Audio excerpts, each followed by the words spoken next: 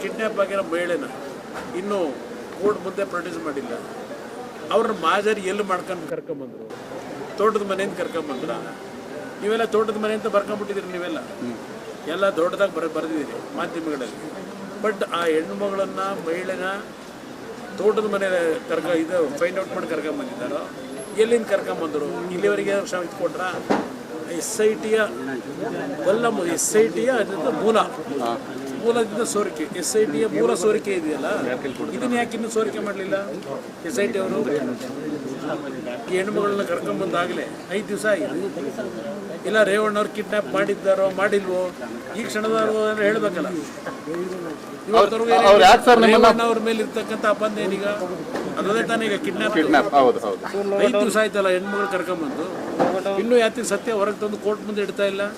ಸೋಮವಾರದವರೆಗೂ ನಮಗೆ ಇನ್ನೂ ಎಂಥದ್ದು ಅಬ್ಜೆಕ್ಷನ್ ಹಾಕೋಕ್ಕೆ ಟೈಮ್ ಬೇಕಂತಲ್ಲ. ಅಂದರೆ ಇದ್ರ ಅರ್ಥ ರೇವಣ್ಣವ್ರನ್ನ ಇನ್ನೂ 3 ದಿವಸ ಜೈಲಲ್ಲಿ ಇಡಬೇಕು. ಹಠ ಸಾಧನೆ ಆಗಬೇಕಲ್ಲ ಅವ್ರಿಗೆ ದೇಶ. ಇದು ನಡೀತೀವಿ. ಇದಷ್ಟೇ ಇವ್ರಿಗೆ ಬೇಕಾಗಿರೋದು.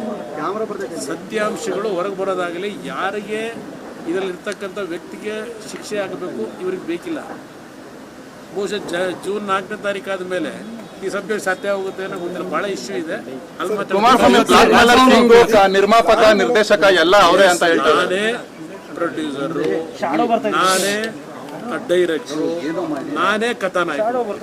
ಏಕೆಂದ್ರೆ ಬಹುಶಃ ಯಾವುದು ಮಲಯಾಳಿ ಪಿಕ್ಚರ್ ಬಂತಲ್ಲ, ರವಿಚಂದ್ರನ್ ಮಾಡಿರೋದು ಕನ್ನಡದಲ್ಲಿ,